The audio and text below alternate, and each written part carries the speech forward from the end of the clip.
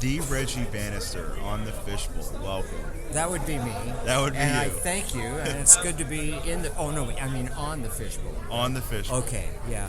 I swim very well though. I really do. So I could Okay, be that's in my the line. fishbowl. Oh, okay, I got it. What I usually like to ask my guests is, first two questions I should say are, what are some of your favorite films and what got you interested in film? Well, okay, I've been interested, I'll go backwards. I've been interested in film since I was a little kid. Film, entertainment, really. I'm an actor and a musician. I've always loved singing. And I started singing at a very early age. Yeah, there's a story, I won't get totally into it, but there was a celebrity appearing at a store opening when I was 3, and his name was Walkin' Charlie Aldrich. He had a TV show. He dressed like a cowboy. Anyway, he was there, and I was standing there watching him. He was doing his shtick, for the audience that was in the store at the opening. And he looked down at me and he said, "Well, what do you do, little boy?" And he said, "What's your name, little boy?" I said, "Reggie." And he said, "Well, what do you do, Reggie?" And I said, "I sing." And he said, "Well, would you sing for us?" I said, "Yeah." And so he picked me up and put me on the counter, this glass counter. I think there was jewelry underneath me or something. And he said, "What are you going to sing?" And I said, "I'm going to sing, 'If I'd have known you was coming, I'd have baked a cake.'" And he said, "Oh, okay." And so I did. I sang it. "If I'd have known you was coming, I'd have baked a cake." Anyway, so that was like kind of a start of, doing it in front of people. And then it just progressed from there. I in school, from all the way from elementary school through, college, obviously. They had little theater arts programs. They don't do that now, but that's too bad. But Right. But they did then, and the result was I just kind of never stopped from that day in the store with Walkin' Charlie Aldrich. Awesome. Yeah. And what are some of your favorite films? Favorite films. Well, in terms, there's a broad spectrum. When I saw It's a Wonderful Life, that just smacked me, and of course that always happened around Christmas and stuff. But then on the darker side of it, when I saw Invasion of the Body Snatchers, that really nailed me. That's such a great film because it's so inside, Right. It's like some sort of entity is taking people over, Right. know. And not to mention the deeper-seated message with what was behind the original Invasion of the Body Snatchers with communism and all that. I mean, it was a film that had it was a sci-fi film that was kind of the first of its kind that was speaking to political issues going on that were relevant at the time and taking those ideas and putting them into a science fiction film that plays on our fears, and it's genius. It was genius, and Kevin McCarthy was fantastic. And so I fell in love with that, and that probably, I don't know if that started me on the road to horror necessarily, because the first 2 films that I did with Don Coscarelli were his first 2 films as well. He had seen me do something, play at Long Beach City College in California, and he just happened to be in the audience, and he liked my performances, and because there was 4 one-act plays or 5, I can't remember, and there was one where I played a gay guy, and I answer this advertisement for a roommate, and I go to this guy's house, and I end up it's a comedy, obviously, and I end up prancing around in pink panties on the stage. Well, somehow Don liked that. Well, like I said, it was very funny. And then he called me up one day, or Paul Pepperman, his producer, called me up and said, we'd like you to do this film. and it was Jim the World's Greatest.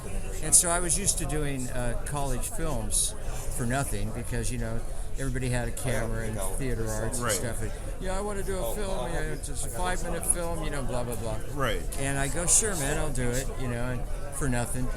And so I'm talking to Paul Pepperman. On a Sunday morning or something, he woke me up, and he says, "Well, we're going to shoot this film." I said, "Oh, okay. Well, can you feed me?" And he goes, "Feed you?" I go, "Yeah, like lunch or something." He goes, "No, we're going to pay you." I went, "What?" He goes, "Yeah, no, we're going to pay you." I go, well, where do I have to go? He goes, "Don't worry about it. We'll pick you up." And so they picked me up, and we went out and shot. I shot a scene with Gregory Harrison. I played O.D. Silingsley. I was a hang glider pilot, and he was a great, crazy character. And Don let me pretty much jam him out, and fill him out, like he always does. Right. And so that was my first film with Don. My second film was Kenny and Company with Michael Baldwin. I played his teacher. And then the third one was Phantasm. I just graduated last year from Point Park here in Pittsburgh for screenwriting. Oh, wow. Great. Congratulations. Thank you so much. And my senior thesis project was a script called Skinwalker. And I can't tell you how much of The Tall Man was an influence for my antagonist. The dialogue just, is a tribute to the Phantasm movies and just reimagined with a much, darker antagonist that is there just to wreak havoc, and the Phantasm movies have just been a huge influence on my writing. Don's writing, directing style, I love those films so much, and I'm happy to say that I pre-ordered the special box set that they're coming out with on Blu-ray with all 5. Good. And I saw Phantasm Ravager, and I have to say I loved it. I loved it. It was like the Phantasm movie that I was waiting for a long time, like Phantasm on a big budget, and that scene, not to ruin anything, but the scene where the giant, sphere just laser dusts the the skyscraper. I mean, that scene was ridiculous, and I just love seeing a Phantasm movie that we've all been waiting for. And I also like how it ended, where it was on like a bad note. It was like everything that the characters have gone through in the series leading up to the 5th film was all leading up to this apocalypse, that they can't stop. They're just a part of. Yeah, it's a heavy film. Yeah, it really is, and I have to agree with you. It's I think the heaviest film of all of them. You look at the first film, and if you've never seen it before, and it's like a slap or a smash in the face. Right. It really is. Right. Because Don has a way of making the characters just real, like every man's man, every woman's woman, every every kid's kid. It's amazing stuff. And so no matter who you are, you find a character that you can really just buy into and become one with, or maybe more than one. Right. And so in that way, it's such a great series, because then once you're in there and you're one of those people, your world becomes Phantasm around you, Right. And you see that anything is possible. Everything is possible. Reality could change just like that. Right. And I think today, this era right now, is a pretty good example definitely. of that, because the world has changed just like that. Right. I won't get into it exactly, right. but I think people that hear this will know what I mean. I am one of them. So, you know, I've seen it. I mean, I'm an 80s kid. You know, Yeah. I was born in 88. It's at the tail end, but I'm still an 80s kid. Yeah. And I like to think that I was born in the perfect part of the 80s because, you know, you were there to rewatch all the awesome stuff that came out in the 80s up until 88. And then you're there to grow up with the 90s and everything that has to offer. And you know, my dad got me started on horror and sci-fi. It all started when he showed me my first R-rated movie at 5 years old, which was Total Recall, and I haven't looked back. And you know, like all the movies that he showed me, I wouldn't be doing this if it wasn't for my dad, you know, getting me into it. And you know, all the films that he felt was like necessary to teach me, you know, about this stuff called horror and science fiction and action, you know, drama, all of it, you know. Like I had to absorb as much of it as I could because, you know, there's something about movies, whether it be horror movies, sci-fi movies, action movies, drama movies, there's something about the entertainment of film that just draws, you know, an audience participant in and takes them on a ride for an hour and a half to 2.5 hours that lets them escape from the reality that we're in now and into a world that is limitless. It really is. I have to. You were verging on saying it's educational, right? And I would have to agree with you on that absolutely, because it allows a person to see things that they wouldn't ordinarily be able to experience, and if it's really good, they experience it like they're involved in it, like they're in it, like it's happening to them, and they take it away with them, and they tuck it in their gourd, their brain, and it becomes, they can draw from these different personality traits that they get when they see it on screen, working itself out through a character. And that's what theater is really all about, man. That's what Shakespeare, that's what he did. Right. You watch King Lear, on right. stage, or any of Shakespeare's stuff, and that's exactly what he did. And that's what actors want to do, that's what they should want to do, is become this character that they're not, but they draw from the sphere of humanity. Right. Because it's all up there. Right. There's nothing new under the sun. Remember that one? Right. And all you got to do is locate it and get into it and just take it on, like put it on like a mask or a mantle, and go do it. Go up on stage, go in front of a camera, do it.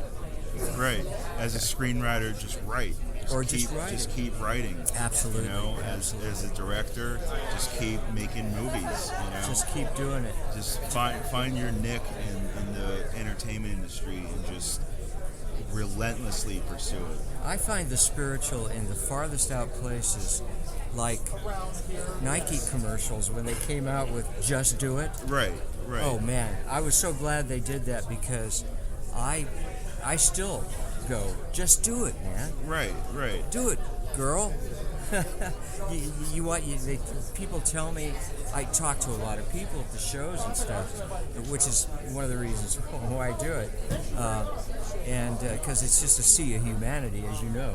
Right. And so I see everybody. I see all the personalities. I see them all. And I take them in as an actor. Oh my God, I can just put them on, Right. And like I was saying, even when I was back in college, I'm prancing around on the stage in the pink panties, and it was great. What happened with that? Oh, I started making movies. Right. So, it's, life is an experience. You just need to go out and experience it. Get out and do it. That's basically it. Awesome. Well, I have one last question that I'm dying to know. Don't die. I'll save you, I promise. All right. And I know my fans are very anxious to know as well. Where did the 4-barrel shotgun come from? Oh geez. There was a guy who did props for us. He had done it in 4-barrel was made in two. So and he had worked with us. He was working with us in 2. And oh man, I know I'm not going to remember his name, but he was a terrific prop guy and went on to become very well known as a prop master.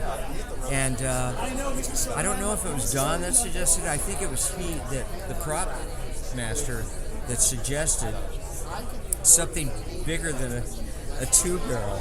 And I think Don said something like, what could be bigger than a 2-barrel? And he goes, 4. And Don went, yeah, that would be bigger. Can we do that? And he said, I can do that. You know? And Don, again, just do it. And so, and you saw it. I mean, it worked. Right. And the way he had the barrels cut, right? They're cutting it like a V, right? And which means, if you know anything about shotgun shot, how it goes out and spreads, right? Well, in this case, it goes out and spreads like this, right? So you could have 100 minions, right? Evil minions it's coming at you. I think it was actually Phantasm 3, where I was like at the beginning. There's the scene where it's like the tall man's there and like picking up right after where 2 left off, and there's all the minions like in the tree, and you hear them, and you just look and you take the shotgun and just fire, and like they all just drop, like dead birds, It's like that scene is always like, that's why I love Don, It's like very imaginative with, in a certain style of execution with how he wanted those scenes to be shot. He can always find the comedy in the heaviest reality. Right. Because sometimes horrible things are funny to watch. Right. Right. And on the subject of the 4-barrel shotgun, I just recently went to see Resident Evil, the last Resident Evil film, and it's interesting to see, how traits are reimagined.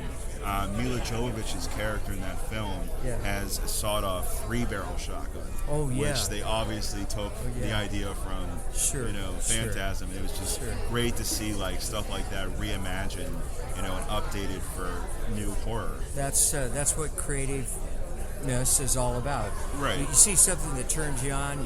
You're impressed with it, and then you find yourself in a situation where you're trying to, come up with neat ideas for something, a film or whatever, even a haunted house or exactly. whatever, and you build, all of a sudden you build something new, and that shotgun is great, man. The way it breaks open, it's got the double triggers, you can fire 2 at a time, or you can fire both at the same time, and the flames that come out the end are incredible. What a great weapon. And I also just have to say this: I'm working on a screenplay that's working title is Hell on Wheels, and it's basically going to be a tribute to all of the horror movies and movies in general with muscle cars. And I'm specifically using the Plymouth Hemi-Cuda as a signature car in the film. What a great car. It's just going to be a tribute to all the classics with, muscle cars. Yeah, and of course, what's really cool is, I don't know, you watch Supernatural, it's one of my favorite it's one of my TV favorite shows. And it's such a... Do they borrow from Phantasm? And do they have a muscle car? Why, yes, they do. That Malibu that's just, Right. And I had a Chevy Malibu 65, I think.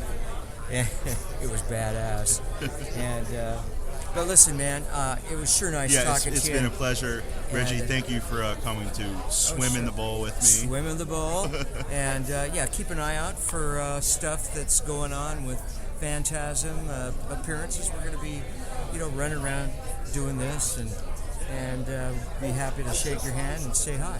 Awesome. Reggie, thank you so much. Bet. Thank you. Pleasure man. talking with you. Thank you.